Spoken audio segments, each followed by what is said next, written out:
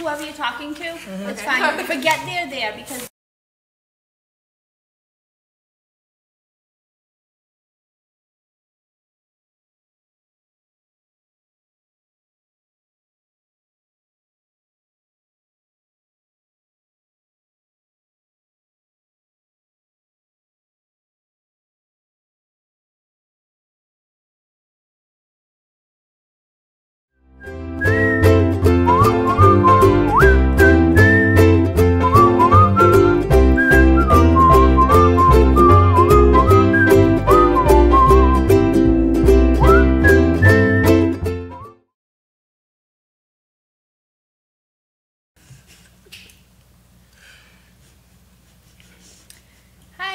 Welcome to the LGBTQ Voice.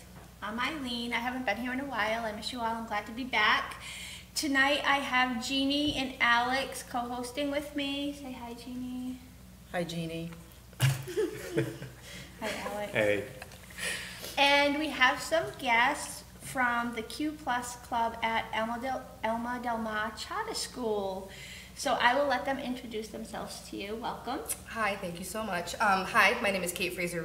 I'm the founding teacher for the Q Plus Club. I'm also the middle school art teacher. My pronouns are she and her. My name is Jada Robinson.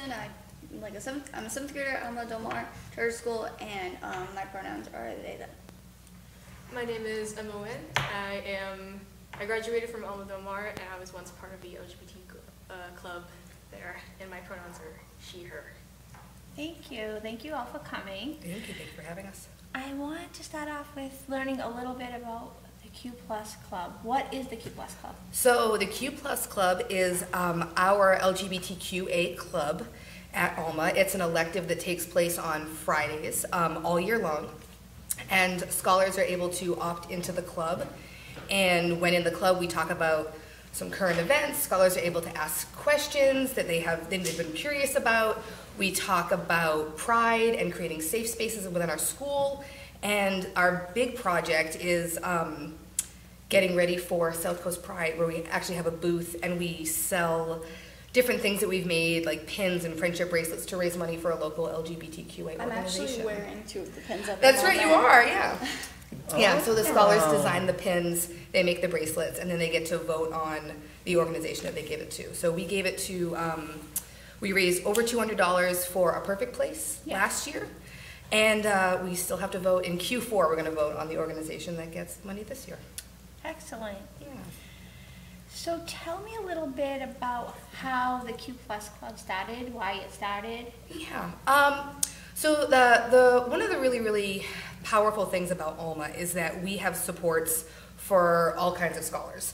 We have specialists that help our L scholars master English. We have groups that help scholars with speech. We have behavioral groups for scholars. We have groups for scholars that are struggling with social emotional issues.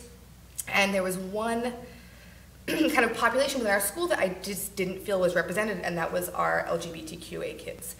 And I saw a need, and I had some incredible scholars who were brave enough and proud enough to be their authentic selves at school, and I knew that they deserved a place where they can fully be themselves. So myself and two other teachers founded the club, and I kind of took it over the years.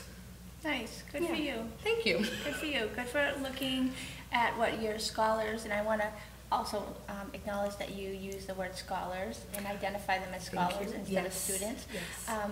And it's excellent that there's someone that noticed that there was a need in the school and that the school was welcoming to that club. Yeah, Alma is a really incredible place where we are welcoming to all. We have an open door policy. So when I kind of broached the idea about having this club at school, I had to write like a letter of intent, and I met with the head of school at the time, and we kind of talked about what the club would look like, what we would discuss, what supports would be in place, and then we got the green light. So it was pretty easy. It was really exciting. That's amazing. Yeah, it's cool. Jada, do you want to tell us a little bit about your coming out story? And I'll let you go there first.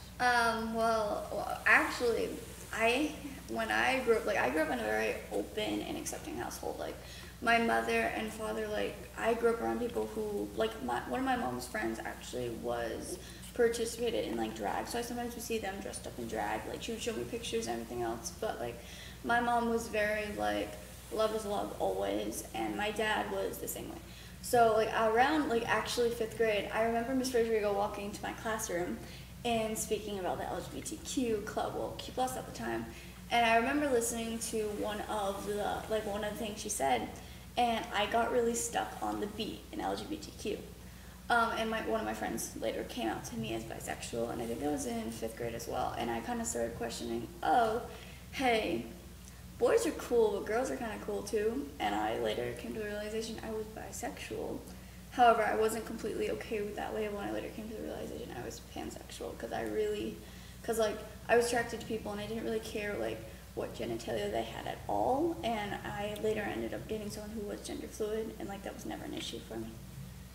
So are you comfortable with describing the difference between bisexual and pansexual for those people that may not know what the difference is? Well, like, you can be bisexual and date someone who's transgender or anywhere on the gender spectrum. Mm-hmm. Just, like, to me, like, pansexuality was being open to everything and not necessarily questioning, is this person a boy or a girl necessarily? Like, to me, it, like, didn't matter their pronouns. Like, but, like, bisexuality, like, it's not just simply two genders. Like, they could be gender fluid and you'd still be bisexual and date them. Just, like, to me specifically, I wanted something that was less defined, and I didn't want to then be questioned later on of, well, you're dating this person, and does that still classify with what you said you were?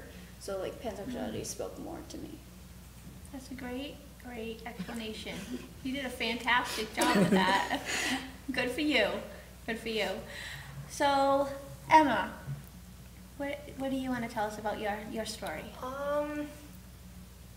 My coming out story was a little, I think it was, like, a little too dramatic.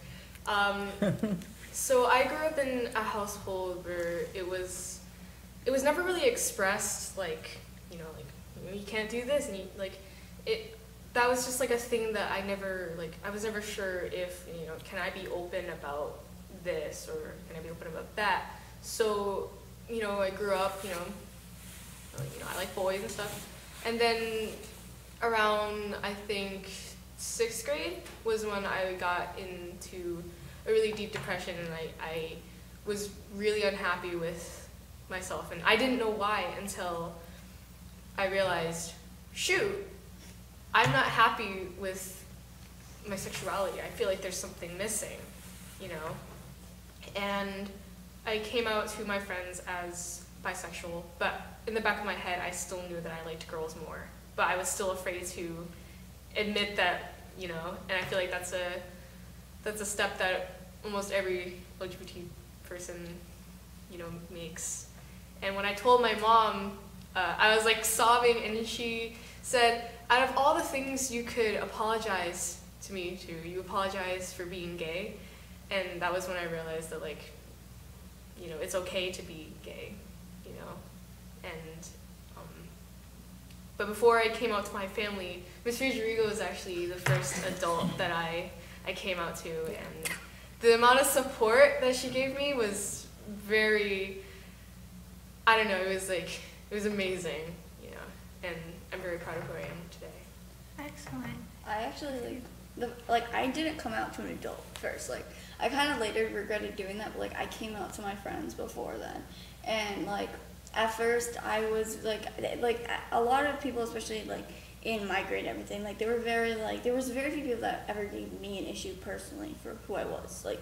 I saw a lot of other people who would later admit, hey, I'm not exactly this straightest person in the room. They would get an issue for it, and that was actually quite a big thing in my class, especially where, like, some people never heard anything about it, while others did. But, like, I came out to my friends, and I remember when my dad and my stepmom at the time, we were all in the car together, and we were having a discussion about something, and then I remember her being like, wait a minute, we don't even know who she's into. Are you into girls or boys? And I was like, I'm kind of into both, but I have a preference towards girls. And my dad was like, okay. let me tell you a story. And then I got the most hilarious experience story from my dad, and it was just kind of like, I wasn't even scared to like admit that. Like I was very nervous when I said it, but he later told me, because I remember another time in the car. Cars are like an amazing thing. My mom was talking to me, and I told her about me having a crush on a girl, and she said, "Well, you're a little too young to figure it out." And that kind of like put a damper on like what I was trying to tell her. But my dad was extremely go for it, like have fun, like as long as you're doing it safely, and then gave me a very long discussion about protected. Yeah.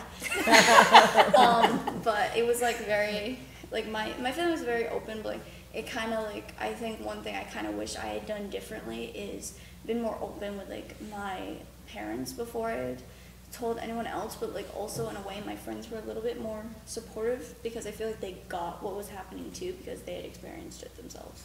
But you did eventually come out at Q+, right? I mean, it wasn't like a big moment, but you were always just very open about your pronouns and your orientation. Like I remember probably last year I had flags wrapped around me. Like yes. My friend had actually bought me the flag and then had draped it over me, and like that was kind of like, I remember walking home and I was kind of like me and my parents never really had the discussion of what do you identify as, because I walked home carrying the flag and like was decked out from head to toe in that like certain flag, and like it's still hanging above my bed, and like it was never really like an issue. Like for example, like the person I'm dating now, like I remember like actually crying when I came out to them, and they were just like, okay, that's good, same. Like it was just like more of like a that's okay. Like I was very happy with how I grew up because I never like when someone came out to me or something, like once I came out, a lot of other people started telling me, and it was just like okay, like it was very acceptable, and like I've never really like no one's ever like really insulted me. Like they definitely insulted the people I'm dating or other things, but like never me. And like I was kind of always happy that like I had that little sheen of protection. But like I also sometimes regretted it because I couldn't relate to what was happening to other people as well. But like that's kind of like what I loved growing up at Alma, because like there's always a rainbow flag. Like in her classroom, there's just a rainbow flag with the equality symbol on it, and like there's safe space signs on like every door. That like it's never been an issue for who you love, who you kiss, or who you want to be. Like it was just embraced. That's an amazing environment to go to school in. I have to say, I didn't have that experience in school. I don't know, Jeannie. I'm sitting here thinking, I wish we had that support when I was growing up. So absolutely. It's amazing. You should be proud of what you started at that school because thank you. We are proud of it. Yeah. Because you guys are embracing yourself. You know there's nothing to be sorry for who you are, and you have each other to lean on, and I want you to be my teacher. So, you know, I mean, you guys are, it's, you know, not to say that you're fortunate, but you are, because times have changed. Mm-hmm. And, you know, my mother accepted me for who I was, but it was a little harder to come out than it is for you guys, and that's pretty amazing. Yeah, we are really lucky. Like Q+ doesn't happen in a vacuum. It happens because we have the full support of everyone at school. You know, in the very, very beginning of the school year, all the kids in Q+ make safe space posters, and we actually, the first year, like drafted up a safe space poster contract that the person who actually agrees to have the safe space poster in their classroom has to sign. And it talks about being an ally, being an open door, like advocating for the community, and like so the kids have to witness the person signing it and agreeing to have this poster. But we have posters in every classroom in the school. So we have contracts from every single staff person saying like, we are here as an ally, we are here to be our authentic selves, to help you be your authentic self. So now, I have a question. If somebody wanted to join, mm-hmm. It's a club, yes. Right? If they were straight, are they welcomed? Absolutely. Anybody can join yes. the club? And yes. And is this something that happens during school hours, or is this after school, weekends? It happens every Friday. So we have middle school electives every Friday, and electives are everything from like the Q+ club to right now I think there's like classical music and coloring happening right now. So the kids get to choose which elective they want to be in. And then over the course of the year, I just work on different issues within like the LGBTQA community, and we work towards Pride. One of our big missions of the school is to be service-minded leaders, so that's why we have the service component of like getting all the stuff ready for Pride. Yeah. It's a lot of fun, but it's yeah, the kids get to like opt into it, and then I think the only way they can opt into it is if they have health that current quarter. Yeah. But they only have it for one quarter out of the year, so the kids like rotate in and out of Q+, which is nice. We have a lot of kids. Yeah, that is nice. Yeah. So can you tell us some of the issues or things that you focused on in the Q Plus Club? Yeah, so, you know, in the very, very beginning of the year, we talk a lot about like what LGBTQA means. We talk a lot about, you know, orientation versus gender identity. We talk about the genderbread man or the gender unicorn, and you know, there being like a spectrum. We talk about the spectrum of orientation, the spectrum of identity, just so that the kids have like a language going into this. They can, you know, talk about themselves and talk about what they're experiencing.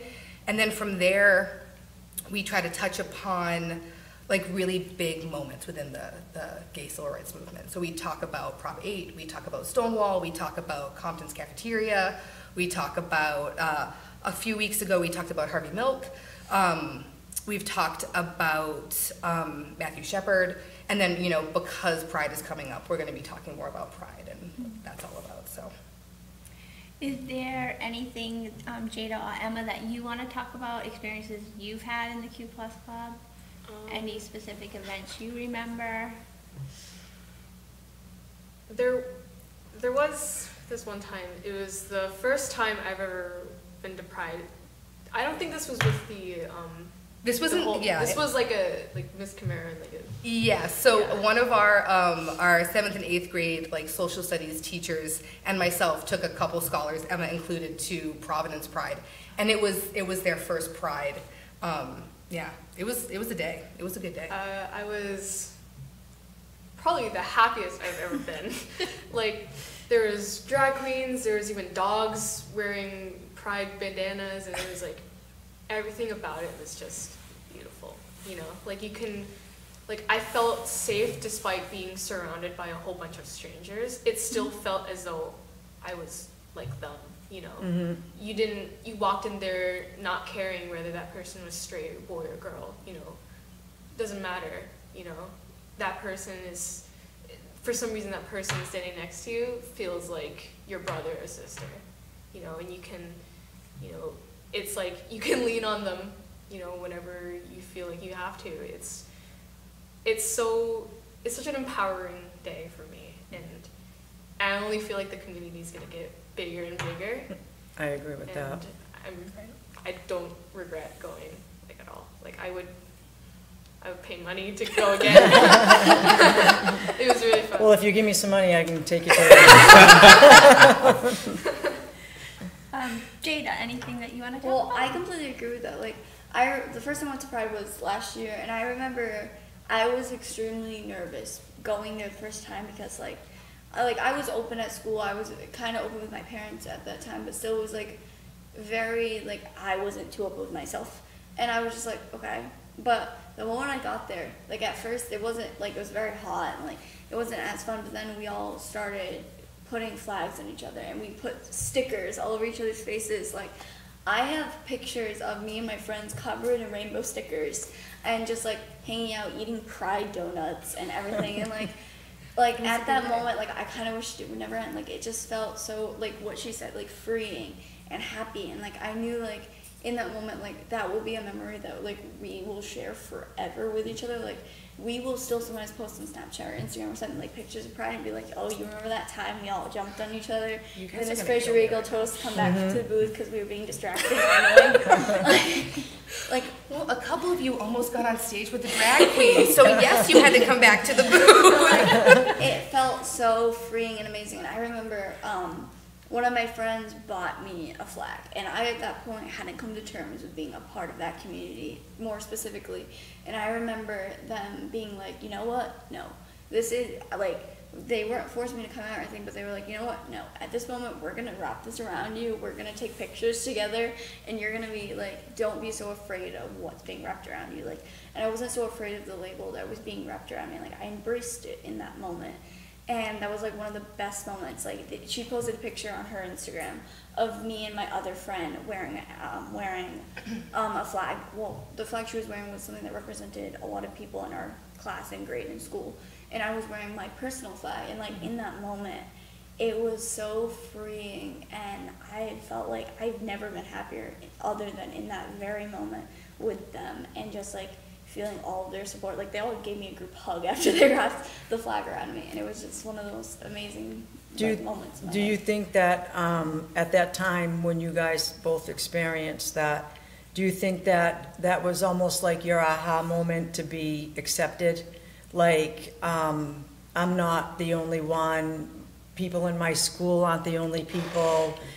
This is really worldwide. There are a lot of different people that make them who they are. And do you think that that was mostly part of that, you know, that high feeling, you know, that euphoria, you know?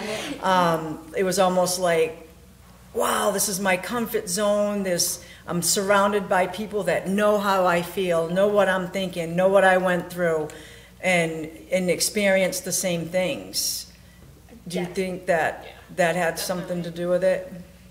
Definitely. Like, to me, like, I think it was, like, because there was a lot of other people, like, some people that were, like, running Pride and handing out things were also walking around with their flags. Yep. And I remember in that moment, like there was this couple, I remember just saying, like, one was wearing a pansexual flag, one was just wearing, like, the broader spectrum LGBTQ flag, and I remember them just like holding hands and kissing, and like a lot of people at our booth were like rolling and ahhing at it, because it was just like such an example. Like at our school, like you definitely will see like couples being affectionate, but you don't usually see any LGBTQ couples being affectionate.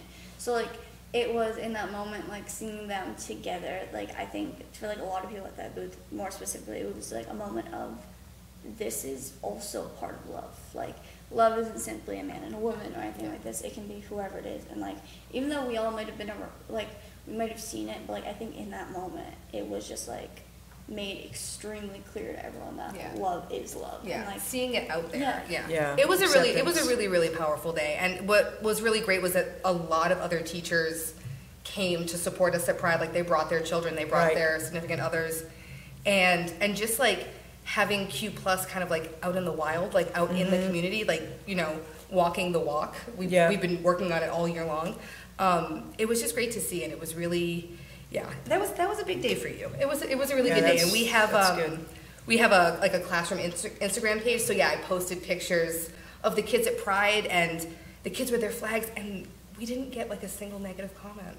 We just got likes, which is amazing. Which is what is just so fantastic about. Do you find that the other children in the school are more accepting now that, you know, you guys have this club and you make it known that, you know, everybody has their differences to embrace them? Do you find that, you know, other students, because this will, to me, will eliminate bullying?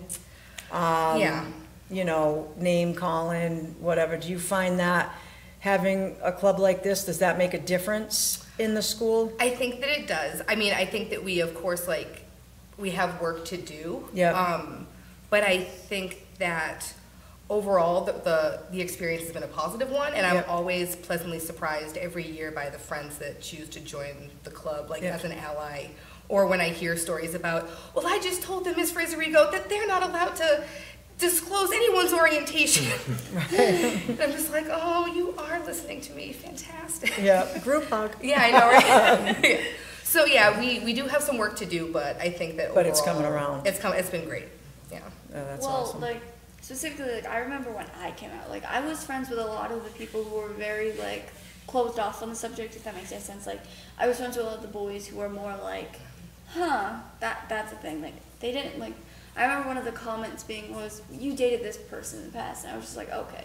But like, they kind of came more around to it, and like, now, like, they'll say, like, oh, that's so gay, or something. They'll be like, wait, sorry, Jay, I didn't mean it like that. Like, and I'm just like, no, like, specifically in my grade, especially, like, there was a lot of people, like, I like, Miss Fraser, I remember a couple weeks ago, someone called me a less than nice Not very nice name. Yeah, and I kind of, like, brushed it off, and I remember her kind of drilling into my head of, you cannot brush this off, this is not okay, and I remember her dealing with it, and I, like, it wasn't that I was even used to being called something like that, but, like, we definitely throw around insults with each other that probably shouldn't be thrown around so casually, but, like, I had definitely been called that word a couple other times. Like, it wasn't a big deal to me, but, like, it was never meant in, like, harmful or any way. Like, I've definitely and a couple times been called, oh, because this is wrong. And, like, I've definitely in class been preached the fact that this is against the Bible or something like that. Wait, by kids? Well, yeah, okay. That same person who. Oh, yes. Okay. But, like, every time that happened, like, some teacher immediately was like, no, demerit, CV, something, like, was happening. Yeah. And, like, people always would stick up for me, and, like, even some of the people who I never expected to stick up for me in that moment were like, well, you're an OG, so, like, I got you immediately. like I want to be part of this club. And, like, they stuck up for me, and, like in that moment, it kind of felt like I had a family. Like, we will call each other our brothers and sisters, because no matter what happened, like, I've seen them stick up for each other after, like, they might have hated each other all year, but, like, someone spit in their face or something happened, and, like, immediately, like, the whole grade just, like, threw themselves into, like, a freight train in order to save this person. So you said a couple of things I want to follow up on. Okay. One is about being on the stage at Pride. So if you want to be on the stage at Pride and do anything, you let me know, because we can make that happen. So if you have a talent or something that you want to do on stage at Pride, let me know. I can Okay. think of several friends in the Q Plus Club that would Okay. be Perfect. more than willing. Let me know, because we can make that happen. Okay. That is absolutely a possibility. Another thing you said was, we throw around, and I'm going to include adults in this, it's not just kids.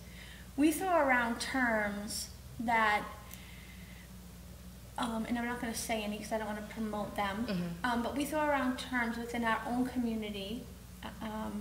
I think many of us at this table are guilty of it, with our friends. And if someone else used those terms with us, we wouldn't like it. How does that work in school? Like, do you feel like it's okay for your friends to use those terms with you, and then? Can I step in on this one, ladies? Okay. I'm going to step in on this one. As the teacher in the room. So, like, this is part of the work that I was talking about. This is part of the work that we're still doing. Because, of course, like, you know, I mean, we have a lot of teenagers at our school. And social capital and the social hierarchy of middle school and all those wonderful developmentally appropriate things, like, are all going on at this same time that, you know, friends are, like, accepting new identities, like, experimenting with identities and orientations. So, yes, words do get thrown around. What I always say is, like, I don't care what the situation is, the word's not okay. You can say it's okay, it's not okay. It doesn't make it okay today, it's not okay tomorrow, doesn't make it okay if it's your best friend, doesn't make it okay if it's your worst enemy. Words are hurtful, and we try to shut it down. We try. We don't always succeed, which is the work. Right. Yeah. So I think it happens in social settings, right? So school is one setting where it's probably not appropriate or acceptable all the time. So we're gonna pretend that she's not here right now. So when you're with your friends,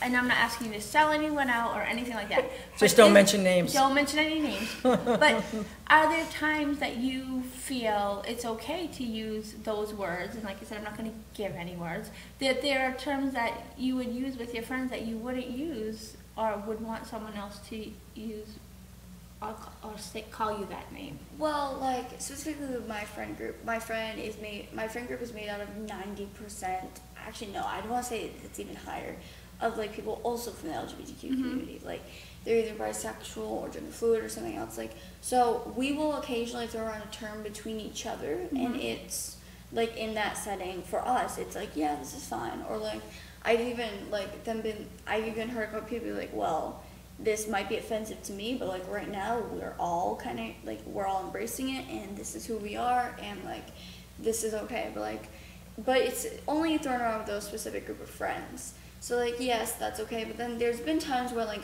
people from outside of our friend group has been like, yo, you're up, and, like, then it's been like, I'm not so cool anymore, Right. Nope.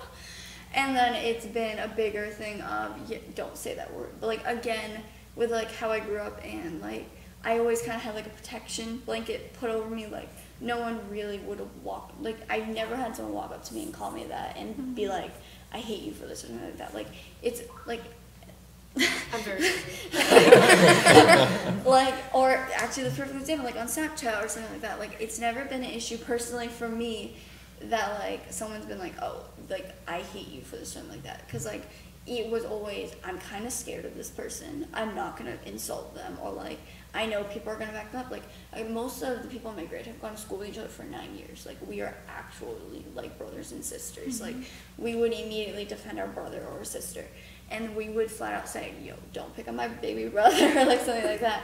Like, so I think it's never been an issue for me. But then I've definitely seen like newer scholars walk into the room, and I've heard, well, actually I remember specifically last year, this person is now one of my best friends and one of the people I protect over anyone else. But a friend I'd known for 9 years called them a word that they would never dare say to me, and I later confronted them and I was just like, why would you call them that if you would never call it to me? And he's like, well, I respect you, I don't respect them. I was like, that's not how this is gonna work right now. And he later apologized to my other friend. But it was, in that moment I kind of had the realization of, wow, if I had just grown up a little bit differently, or like if I hadn't immediately been like, yo, you can't call me this, or like that would have been very different for that friend. And I remember at one point that friend later called me that word, but like I was less inclined to yell at them because I also knew they had been called it in the past. And it was just like, okay, like we're now best friends now, like we have a very important relationship to each other. But like I remember in that moment it was very, you wouldn't call me this, but you called him that. Why?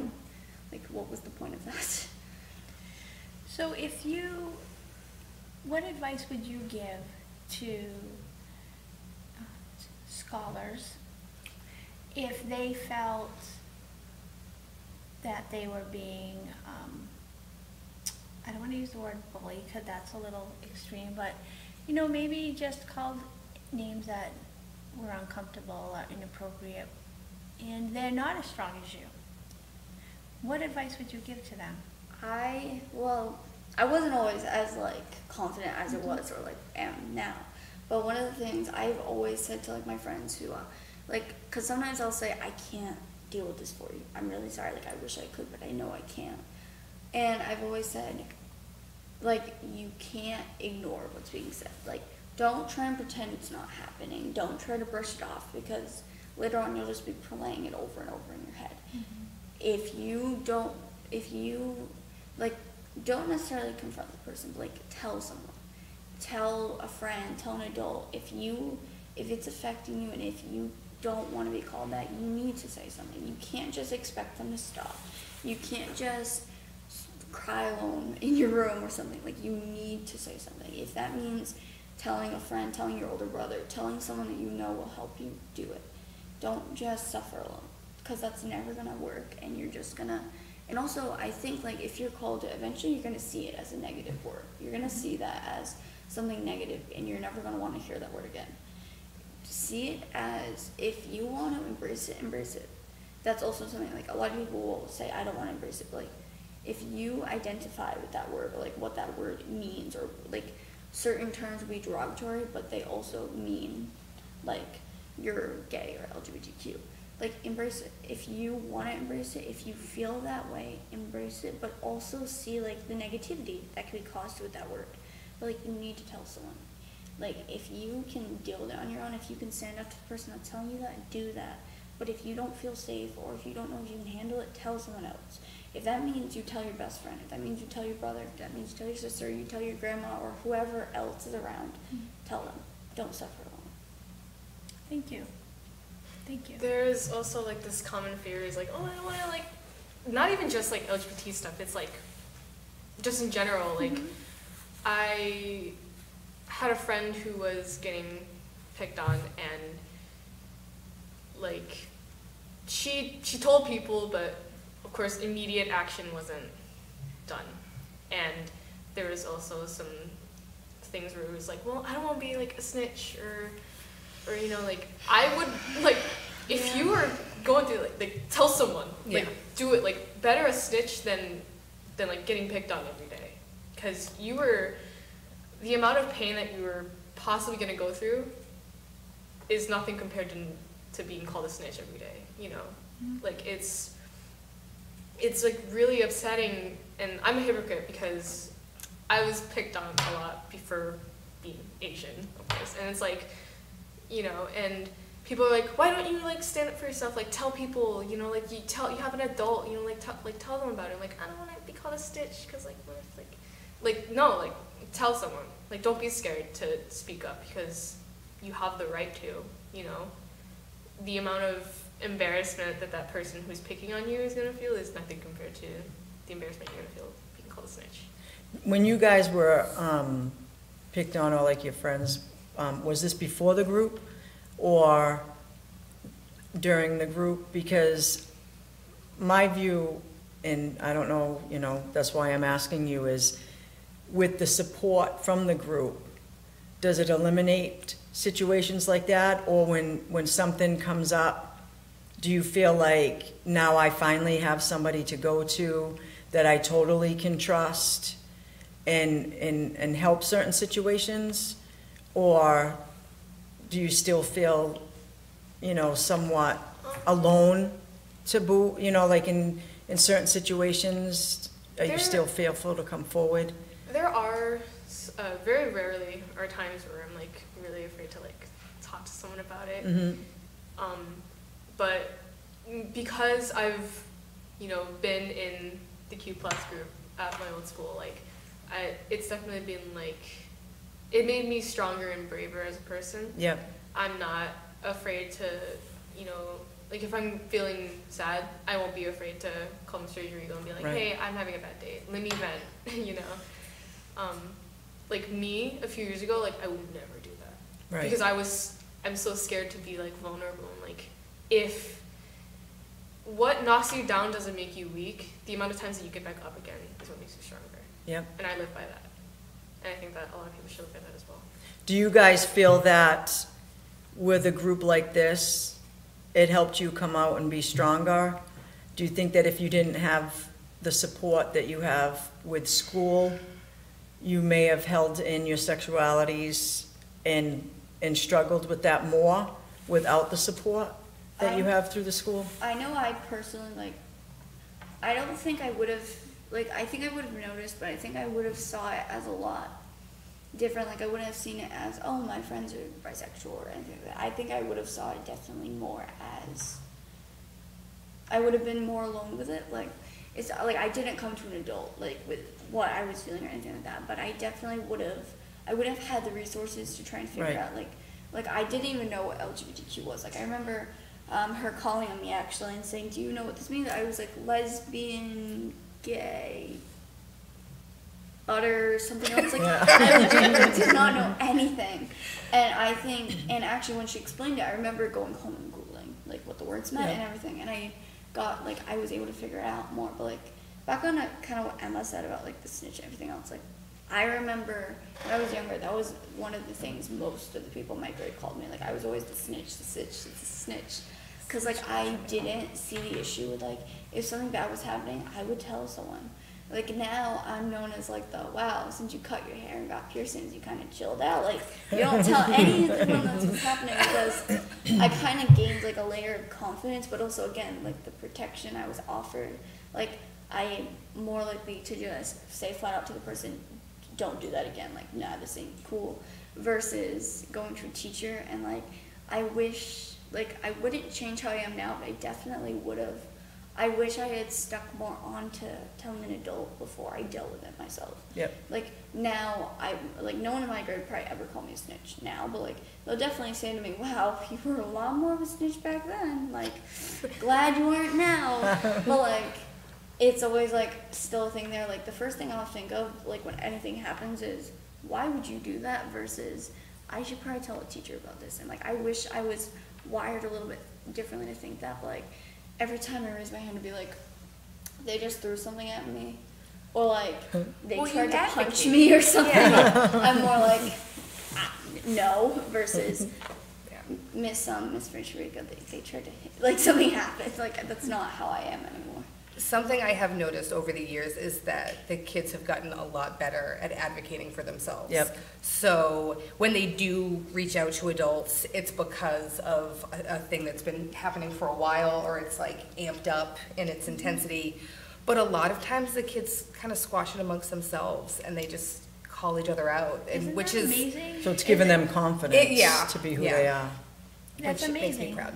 That's amazing to see these young people standing up for themselves.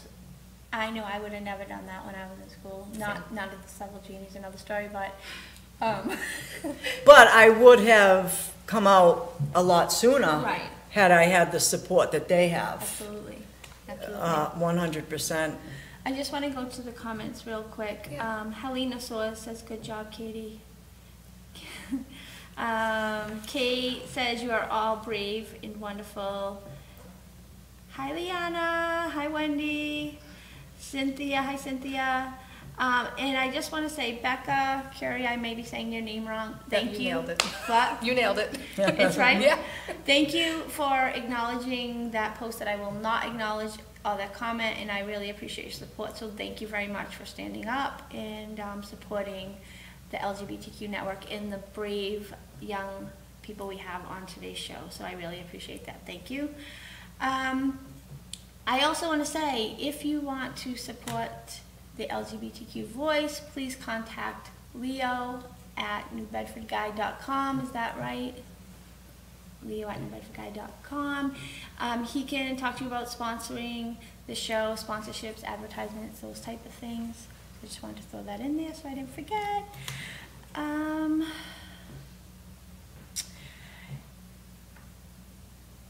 That's all I have on here. So, before I wrap up with you all, is there any questions? Alex, you've been so quiet. I'm just taking it in. Any questions, anything you'd like to ask? Yeah. So I do have one question. Yeah. So as far as the club goes in the school, and I don't know if y'all know, I'm not from Massachusetts. Yeah. What is the prevalence of these sorts of programs in the schools, especially at this age? Well, I know that there are a number of schools within the area. I mean, Vogue, you were just saying Emma has a GSA. I know New Bedford High has a GSA. I can't speak to any of the GSAs on like the middle school level, but I do know that there are supports within the area, within the different schools. Yeah. So can you speak to that a little bit? Sorry, Alex, if I interrupted you. The difference, what I'm hearing, the difference between the GSAs that we typically hear about and the Q Plus Club is that it's actually during school time and it's an elective class they can take, where most GSAs are activities that happen after school. Is that accurate? Yes, Okay. yes. The Q Plus Club, it used to take place after school, and then when we kind of rolled out this new elective for middle school, I was really excited about it because it offered the opportunity for scholars to take Q Plus who otherwise wouldn't be able to stay after school. And I think it's important to, have it be an option that all scholars have access to. It's great that it's completely optional, it's completely elective, so kids choose to be into it. If there's ever like an issue raised by a parent, I'm the first one to reach out to them, clarify anything they need clarified, and then if they, I always tell them, you need to make the best decision for you and your scholar and your family. If you wouldn't like your child to be involved in that, I can always switch them out, so. How often does that happen that parents are concerned about? I've only had it happen once so far. Once. Wow, and you've been doing this for 4 years? I want to say 2 or 3. 2 or 3 years? Yeah. So only one parent has had a concern? Yes. I think that's amazing. And by the time we had the conversation, I said, thank you so much. I totally understand why my child would want to be a part of this. That's wonderful to have. And then they actually ended up switching out for another reason. So, yeah. Amazing. Yeah, the response has been really wonderful. So I know my experience with GSA, if I can even remember back that far, so long ago, was really like something no one knew about that happened after school. Yeah. So this is a much more embedded program, and I commend you for that. That's amazing. Thank you so much. Thank you. Do you have any other questions? Questions that you have for us? Something that you want to say you didn't get the chance to say? Jess will see you at South Coast Pride. You will, June 1st. Yes, absolutely. You will. So I want to now switch gears a little bit. I think it was the beginning of September, I did an interview with Alex, who is a freshman at Bridgewater State University, and he is going to give us an update on his first year. Actually, he's in his second semester now at BSU. So, AJ, can you play that first video for me? Hi everyone, my name is Alex, for those who have not watched my first interview. I am a second semester freshman at Bridgewater State University, and I am a resident. I live in one of the dorm buildings on campus. So Eileen wanted me to update you guys on how it is going for my first year here at Bridgewater State. So one of the first questions she asked me was, what challenges have you found being on campus as a transgender student? So I'm not necessarily out as transgender, I'm just male here. I did have a speech a few days ago where I did come out to my class as transgender, and I've not faced anything really particularly that has been challenging so far. I'm seen as just a regular male. I have been asked questions about like my past, and I'm not afraid to tell my story here because it's a very accepting and welcoming campus.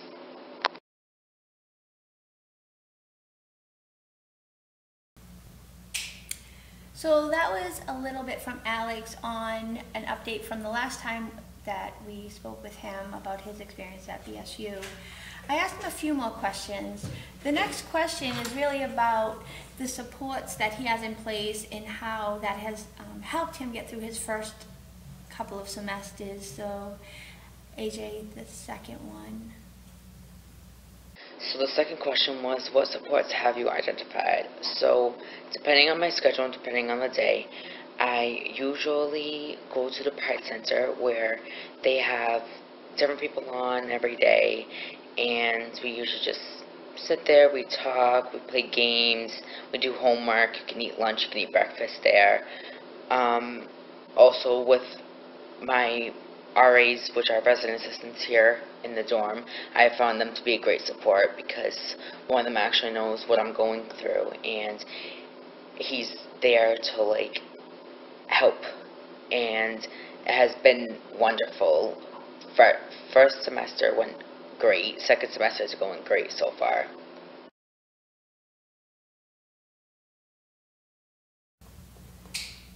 So that was Alex telling us about his supports at school, what's been helping him, and how he's adjusted. I also asked him, what, if anything, Alex, did you wish you knew before you went to live at BSU? So that's the third video.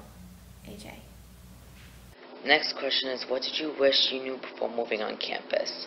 So I wish I knew that how to necessarily talk about myself, because I've always been afraid to share who I am because of discrimination and what we just went through in November with our bill here in Massachusetts. I wish I knew more of the acceptance. Like, I knew that this school was very accepting with having my name on the roster as my preferred name. When I graduate college, I can have my preferred name on my diploma. My email says my preferred name. The only thing that doesn't is like the beginning, but nobody knows what it stands for. So I've been learning, so that's been sort of a challenge, but as I'm growing on campus, campus is becoming more aware and me knowing more.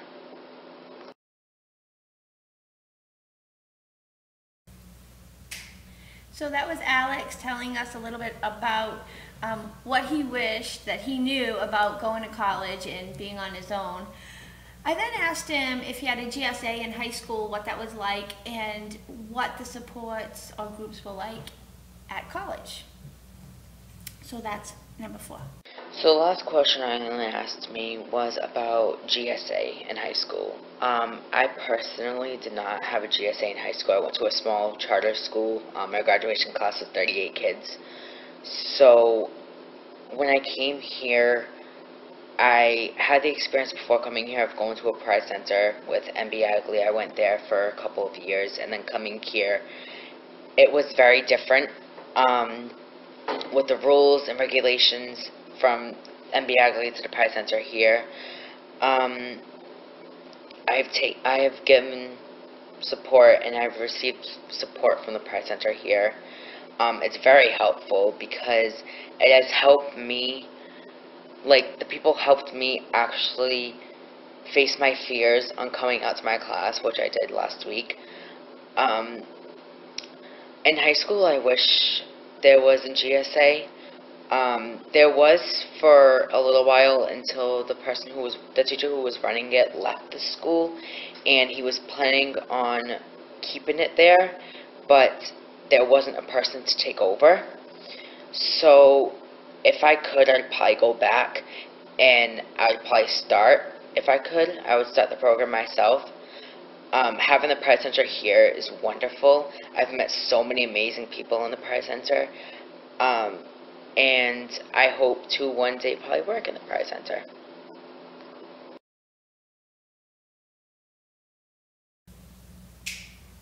So that was Alex, again, sharing his experience at BSU with us. We'll continue to follow him throughout his school year, and hopefully at the end of May, he'll come in and we'll do a live interview. I am going to talk a little bit about what we have going on at the center, which is at 484 Pleasant Street in New Bedford. So on Mondays, we have Pride Cafe from 7 to 9. That's for 18 and up. Social group, stop in, drop in, join us. We have Pride Yoga on Wednesdays. We have 2 sessions left this week and next week, and then we'll have a break and we'll start up again. That's Wednesdays at 6:30, same address. We have NB Agley on Thursdays from 5 to 7. That is ages 14 to 24. We have the Winter Film Series.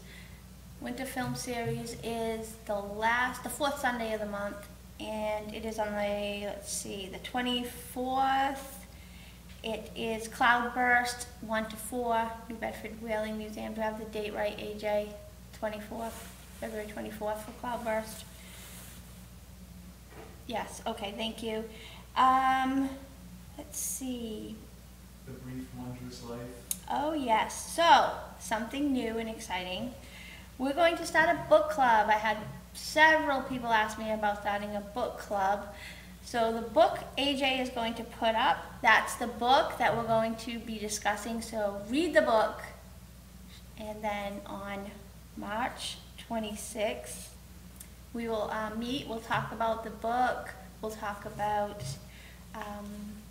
you know, I have many discussion questions about it. So read the book, show up, March 26th at 7 o'clock, 484 Pleasant Street. Read the book. If you need to know how to get the book, you can call me, 774-775-2656, or email me at Eileen, E-I-L-E-E-N, at sclgbtqnetwork.org. A lot. I hope, AJ, can you put that up? My email address, you have it? It's already on the main post. Excellent. Excellent, thank you. And then the second Tuesday of the month, beginning in April, we're going to have a movie meetup. So it's going to be $5 a person. People are going to pay their own admission, but we're going to meet at AMC Theaters. More to come on that, but the first one will be Tuesday, April 9th, AMC Theaters in Dartmouth. People have asked to get together, see a movie. So we're going to start doing that. More will come about that. It will be posted on the website. What else is coming up? Again, if you want to sponsor the show, reach out to Leo at newbedfordguide.com. We need sponsors to continue to have this show each Tuesday night. And of course, Pride, June 1st at Buttonwood Park. So it will be June 1st at Buttonwood Park. There will be wellness walk, yoga, 11 to 4, there'll be performances, there'll be vendors. Join us. If you're interested in sponsoring that, having a table there, reach out to me. Again, I will support you with getting all the information you need to do that. What else? Jeannie, am I forgetting anything? Did you mention something about Fall River Pride, or is that? Fall River Pride Committee is putting together an event tentatively June 2nd. I don't have any final details on that, but I am going to catch up with Sean Connell sometime this week, I hope, and we can talk about that. So I will have that for you next time. What else? I just want to say that I think the young girls did a very good job. They did. They did a fantastic job. They're brave, sharing their stories, talking about support in school, talking about how their teacher has influenced them. Amazing stuff. And I think from the time we were younger, like yesterday, Yeah, last week. to now, the growth, I can only imagine what the future will hold for the children of today. You know, I don't know if I told you this, Jeannie, but last year I went and spoke at a school. I'm not going to say which school. Yeah, don't. I won't. I spoke at a school, I think it was 5th graders, 4th graders maybe, just general LGBTQ terms, names, labels, history, and one of the kids raised their hand and said, same-sex marriage was illegal? And I thought, wow, that's amazing in one aspect, but on the other side of that, we need to teach the children the history. Yep. These two guests that we had tonight, they obviously know the history, but I'm not sure all of the children in the community, regardless of sexual orientation, gender identity, I'm not sure they all know the history, and I think it's really important that we teach the history. I agree. I have a question for Alex. I have an answer for Jeannie. Being a straight man and probably not knowing very much about the LGBTQ community, did you find that you learned anything tonight? Yeah, actually, I did. And kind of as an, I guess I'd say outsider, kind of coming in and learning more, I think the most important thing for me to do right now is just listen. And I don't want to go down the rabbit hole with it, but, you know, one of the biggest things, misalignments, I think happens between the LGBTQ community and the straight community, is this misalignment just comes from a lack of education. People use terms because they're not fully informed of what they mean and how hurtful they can in fact be. So it's really more of a place of ignorance. And what I love about their community, or the group, is they can use it not only to help students, you know, build confidence, learn more about themselves, but as an educational piece to help other people understand. Because in order for people to see eye to eye, they have to know how to communicate. Absolutely. And you brought up listening. Yeah. Listening is really important. And the other thing that's really important is knowing it's okay to make a mistake. And I think one huge thing, even as a member of the LGBTQ community, and I think we talked about it a little bit before the show, and I owned it before the show, we all make mistakes with pronouns. We make those mistakes. So I'll speak for myself. I, as an individual, was brought up just in a society that made an assumption of a pronoun based on what you visually saw. And I think it's really hard to get away from that when it's so natural for you to say, this is what I see, this is the pronoun I use. And I think it's okay to acknowledge, oh, sorry, I used the wrong pronoun. No, regardless of how you identify, we all will use the wrong pronouns. And listening, hearing that it was a mistake, and then being, oh, okay, it's really that simple, just listening. And it's really important. And even I find with myself, now being a lesbian, I still am learning and needed to listen. You know, most of the things that they said, I learned because I never knew. And when people will say to me, you know, how do you want me to identify you? I'm like, Jeannie. Like, I don't think of that, but obviously today's youth is a lot different. Yeah. So, I mean, even being who I am, I'm learning the community as it grows itself, Right. you know, so. And isn't it amazing to say, I want you to use these pronouns?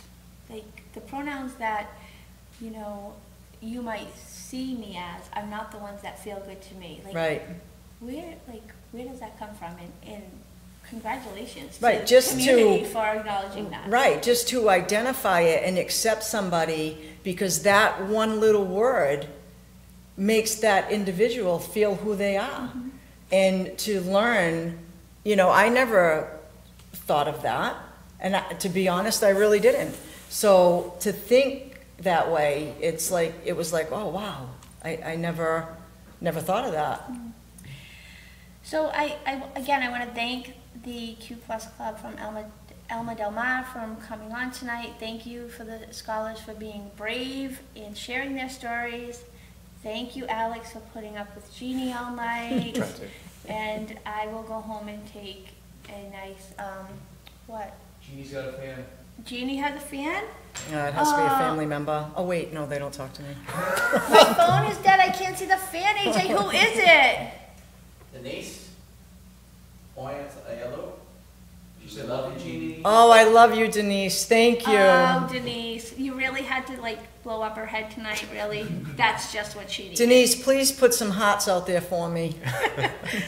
Thank you all. Tracy will be back next week. Have a good night. Thank you for joining us.